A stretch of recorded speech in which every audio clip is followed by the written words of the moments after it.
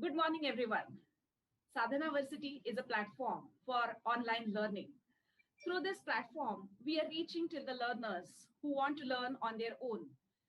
Yad rochate tad graham is our motto, which means learners can choose what they want to learn. They can learn it at their convenient times. And most of our videos are completely free for all of you to go through. I'm sure the audience is growing and more learners are participating in this platform, and they are making this cause reach to many. In this entire journey of Sadhanaversity, we have come up with a new initiative that is called as EduTalk. Basically, there are a lot of institutes and head of the institutes and teachers as well as learners. We all are struggling through these difficult times of the corona pandemic, and we all are trying our best that this link of education, the knowledge transfer, is not never stopped or is not stopping. We are continuing despite of so many constraints. So this series of videos and interviews will help others who are also struggling to know what are the best practices adopted by some of the institutes, and how the learners and the educators are actually taking this cause ahead, and how are they still surviving and are becoming successful. Yesterday's sessions, we saw that there are two of the representatives who are from rural area. Today we have with us a leader of an institute, and he's coming from, or he's representing the urban area also. We are very eager to know from him what are the difficulties that they faced, how did they overcome, and what are the best practices that now they are following. Ladies and gentlemen, please welcome Dr. Sachin Borgave, the director at Pratibha Institute of Business Management at Pune. And sir is heading the MBA and MCA, both the programs. Welcome, sir, and thank you so much for being a guest with us today, accepting our invitation and sharing your thoughts with us. Yeah, Thank you yeah. so much. Thank you, Sadhana, for this opportunity. See, Yes. the challenge is basically what we faced earlier were very different than what we are facing today. Okay. Earlier, it was technology adaptability or a techno savvy faculties were required to be a Right. techno savvy, even students to be a techno savvy, and at the same time, even like a rural areas, even into the urban areas, we are used to face a bandwidth issues.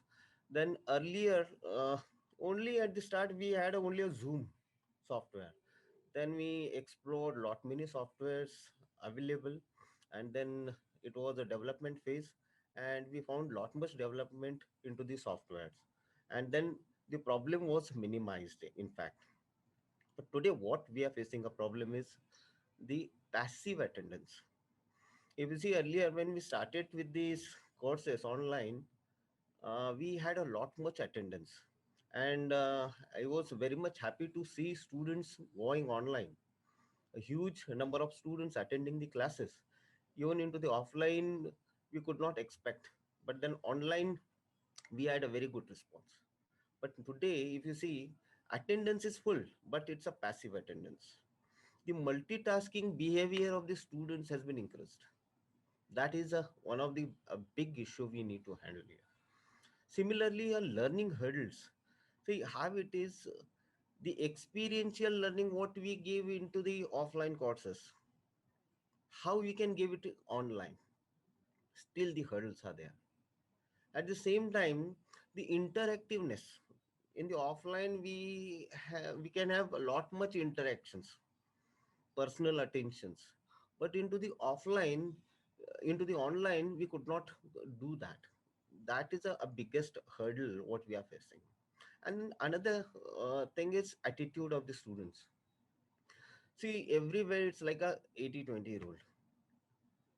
Similarly, here also, some students, few students, it's a attitude like who cares, unless we connect it to the internal evaluations. Who cares?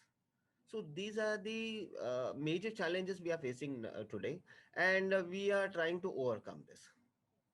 So the problems in, I think, Pune city, which Yeah, is the highest affected in the entire India, and right, right. still we are trying to survive. And I can see that, sir, there are still quite a lot of different problems that we also are facing.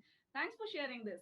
I mean, we never imagined that when it's a metro city, and even initially there will be a difficulty of bandwidth, and Exactly. the main thing that you have shared with us is very very crucial, is the declining interest of students in the online classes.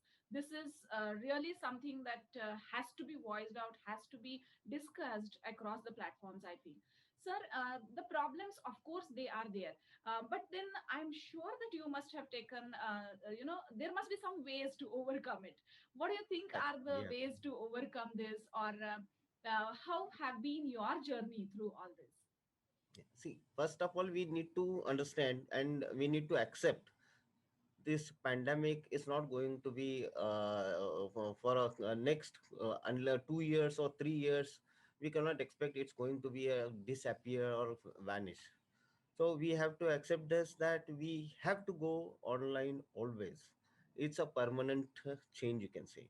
But then there can be a blended or a hybrid learning, a blended learning offline as well as a online. So in that case, how we can hold these students, how we can increase their interest in learning. See, it's all a maximum learning process rather than delivering or a teaching, right? So how they can learn interactively, how they can learn by doing something online. So that is the focus. And then we can practice lot many things. For example, what we are doing today. Let me share you what we are doing today Please to share with overcome us this the issue. practices which Yeah, are yeah, working at your end. We would love to yeah, hear it from you, sir. yeah, definitely. See, we can what you can say differentiate into two parts. One is the academic related activities or a co-curricular activities related to academics, and a co-curricular activities, a leisure activities. Both we need to conduct, and through that we can build the interest of the students. So for example, into the academic related activities, now we are conducting this all online teaching or learning through MS Teams. Then we use Kahoot into that, wherein a quizzes or polls can be generated instantly. It's a pulse check. What exactly happens to the students if you generate a poll instantly into the online session? So they become more alert.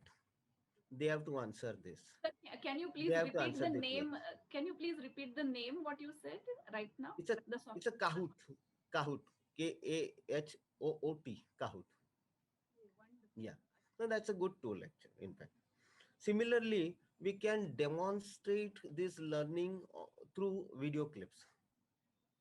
There are not many softwares coming up now.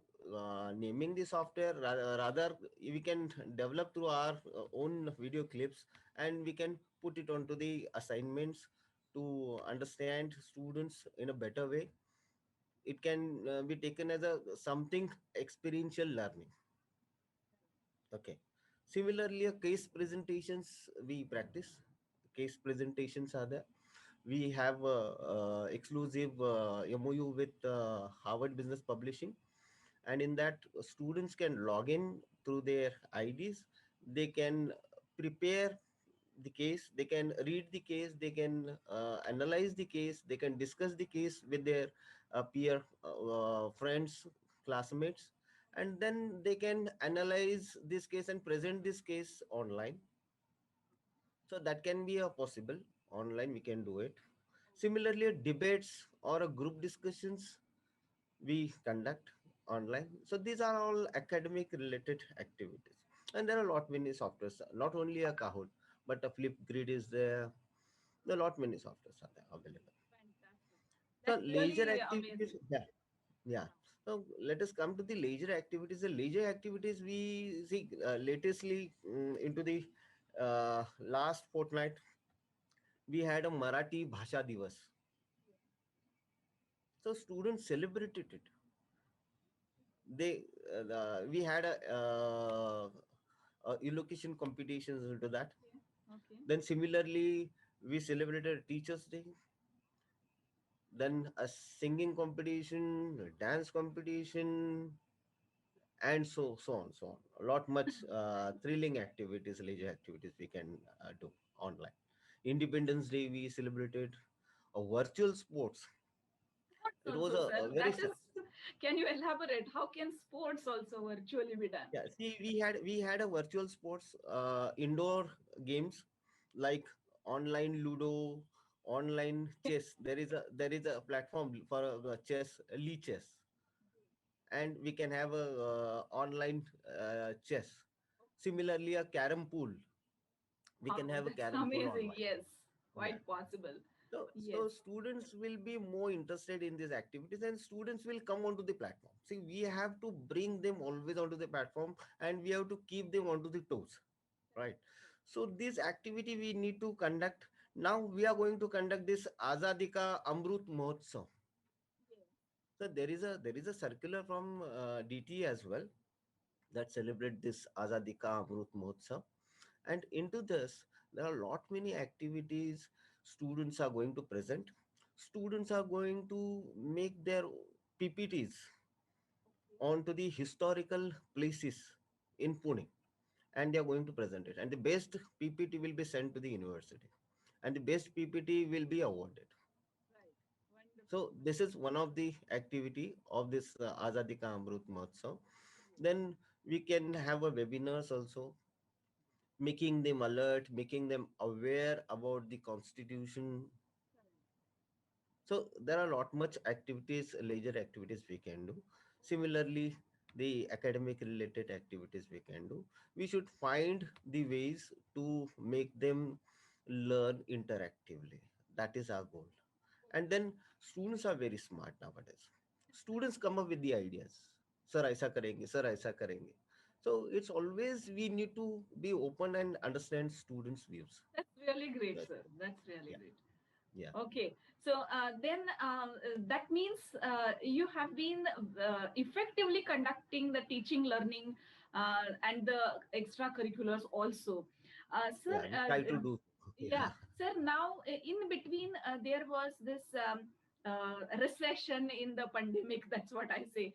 So we could see that the number of cases are going down, and there was one initiative that offline classes, I mean, the physical classrooms also should start. Sir, did you face any difficulties balancing the online offline mode of teaching learning, even with respect to now you being the leader of the institute, you have to manage the faculty members, other facilities That's it. such as library and other things, and even the students. So, how did you sail through all this turbulence, sir? It will be very fantastic, excellent way of blended education, you can say, or a hybrid education, online as well as offline, because and we can practice it into the classroom. So at the day one, we had a problem. How offline students and on at the same time online students can be concentrated. So that was a big issue. So then what we did, we had a smart boards into the classroom. We connected these laptops to the smart boards, and onto the Zoom, like we are onto the Zoom now. So we are practicing MS Teams. So students, those who are coming online, they are onto the MS Teams. Those students who are into the offline mode, they are into the classrooms. Presentations, both the online and as well as offline students, they can able to see. We have given a Bluetooth to the faculty members, so that they can move into the classrooms Oh, wow. anywhere, That's and fantastic. then Yes. they can start delivering the session. At the same time, since there are smart boards, so whenever you require, you need to off your presentation and share a smart board. and write something or correct something, or even for a MCA, writing some syntax and writing some algorithms, that can be possible. That is possible. And you know, if you want to draw some charts, flow charts, everything is possible, and both offline as well as online students can view it. That's Only very thing is true. that Yeah. faculty members and students, they should become a techno savvy. Students definitely they are a techno savvy They're and they are very learning. smart. That's Only we right. need They're to very care of smart. the faculty, and for that we can have small FDPs also. Okay, so that way you people are hand holding. I mean, the faculty development programs, either or some training programs are helping them also. Actually speaking, this was real time. At one fine moment, or not fine even, one bad moment, it all stopped. We all were at home, and then suddenly from the second day, it was a new birth for the teachers. They have to be online, and the trainings and faculty development programs also must have helped them. And I'm sure that that is the main reason that, you know, leaders like you who are taking care of the faculty members also and thinking about the future of the students, and making all the efforts that the teaching learning is effective, also the students retention interest is retained, I think. Yeah, But still, sir, I would like to ask you one final question, that yeah, is, sure. what do you think that has to be done to improve this online delivery further? Of course, I acknowledge the efforts that you have been taking, but what else can be improved in this online lecture delivery, particularly because the hybrid model is going to stay, as you were mentioning? Yeah, see, first of all, a learning perspective we need to understand. So in a learning perspective, every subject, for example, if it is a technical subject, for example, if it's writing algorithms or a C programming, or delivering onto the C programming, so for that you have to share the screen continuously and see the students whether their algorithm is been perfect, or there are some syntax errors, or there is a logical errors, or that's all you need to debug it, right? So students should be trained into this, that how they can practice it offline and come online. The homework, what we say, need to be very proper. It's not like a class assignment or a home assignment will work, okay? But then students should be very much alert offline as well, and they should prepare and they should come to the class online. Similarly, if you see, we have already tied with HBSP. I said students should read the case offline. Students should analyze it, make the or summarize it, or make some analysis, a data analysis, facts into the cases, right? Arrange it in a proper way, and then they, if they come online, so it will be very much interactive, and it will be helpful to the students. It's all available resources, we can bring these resources to the students, but only thing is that the thirst, the hunger should be there into the students to perceive it, to take it, right? That's right. That's right. So, Yeah, if I have to summarize this answer that you are giving, more and more onus, the responsibility should be owned by the learners. And because we are not able to be with them, where we can just look at their face and ask them if they have not understood, or, you know, reiterate the things to them just because they have not. Here, we are not able to see them. So, the onus is more onto them. The learners should put a habit that they need to prepare before even being exactly, present right. in the online class. Wonderful. It was so nice interacting with you, Sachin Thank sir. you. Thanks a lot for your time and Thanks. presence here. And I'm sure that this inspiring talk is going to help all others who are with us in the same boat selling through these difficult times. Once again, thank you so much, sir. Thank you, thank you, thanks a Have lot. a nice Yeah. day, sir. Bye bye.